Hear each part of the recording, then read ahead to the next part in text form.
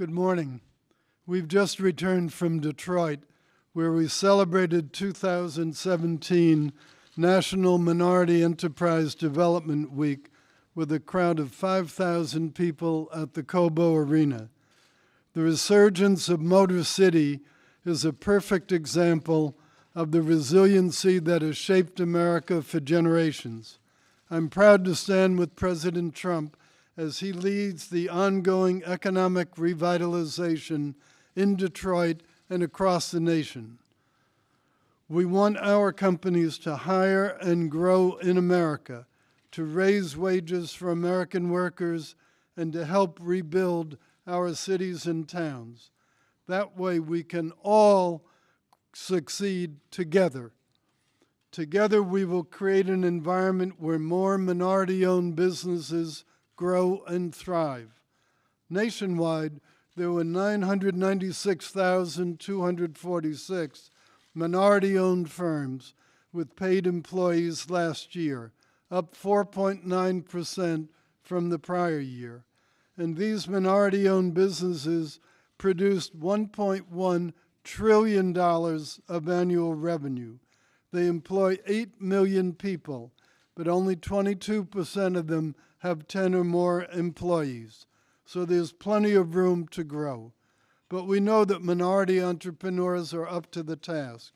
And so we're honored to be joined today by 9 of the winners of the National Minority Enterprise Development Week Award.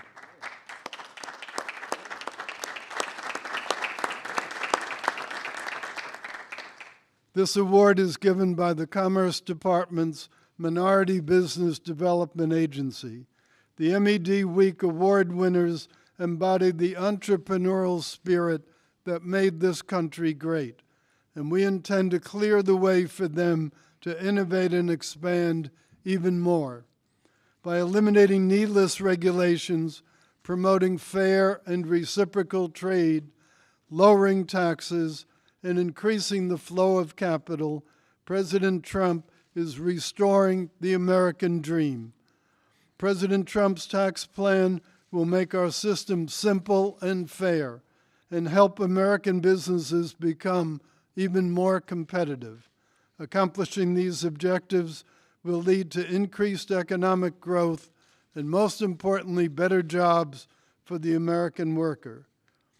We in government can only put in play the right conditions for your success.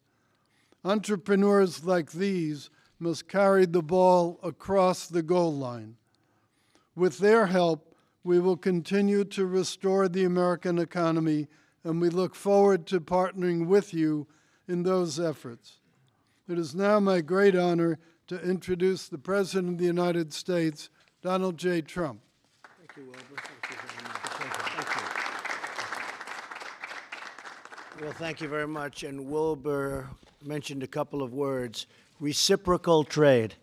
And that's what we're doing, Wilbur. We are working on many trade deals that have treated our country very unfairly for many years, and nobody even understood it. They didn't know what was going on. And those days are over. So we're renegotiating certain trade deals, and we've started the process for others. It's actually a long process, as you probably know. You have statutory requirements and lots of other things, but the bottom line is step by step, and we're getting it done, and we're way ahead of schedule, I would say. Yes, we are, Mr. We've started with NAFTA. We'll see how that turns out. It may not turn out, and if it doesn't turn out, we'll have to do a new NAFTA or a new deal, but we'll see how it turns out. Thank you. I'm honored and thrilled to be with you this morning. The White House and the Oval Office is a very special place. I assume every one of you have been in the Oval Office many times, right? Well, it's an honor to have you now, I can tell you that. I want to congratulate every one of the businessmen and women in this room and all that you have achieved. Incredible stories. Each of you has just a remarkable past and, I think, an even more remarkable future. I feel that. Does everybody feel that, by the way? I think so, especially with Trump as your president. Each of you represent a critical American industry, from construction to technology to manufacturing. But you all share in a common will and drive to succeed, and I salute you for that. You need that drive to be successful. Minority-owned businesses employ 8 million people and generate more than $1 trillion in annual economic output. The work you do and the products and services you bring into this world generate new prosperity across America. For that, we are in your debt. You inspire our children to develop their talents and to always chase their dreams. You carry on our nation's proud legacy of innovation, and you breathe new life into the American spirit. A recent Department of Labor report showed the fewest jobless claims since 1973. Think of that, 1973. We just had a report. We have the fewest jobless claims. I don't think the press, I tell that because the only way I'll get the word out there is if I say it, because they'll never say it. My administration is deeply committed to empowering minority business owners. We're working to lift government barriers so that you can thrive, prosper, and grow. And speaking of growing, our stock market just hit another record high. It's the highest it's ever been in history by far. We've created about $5.4 trillion only in stock market value, $5.4 trillion. And we're very happy about it, and a lot of jobs. We have the lowest job number since, I believe, 16 to 17 years, Wilbur, right? Yes, about 70. Lowest unemployment, we're doing really well. We're doing well, which makes it better for you. As a candidate for president, I pledge to fight to deliver opportunity for every community in America. All American children, from the Rust Belt to our inner cities, deserve great schools, safe neighborhoods, and access to high-paying jobs. And I talked a lot about the inner cities on the campaign, and there's tremendous potential in the inner city, and we're working on that very, very hard. Critical to creating this future is reforming our tax code to produce new investment and development in our country. We must bring back our jobs and rebuild America's cities and towns, which is what we're doing. It's time to take care of our country and fight for our families.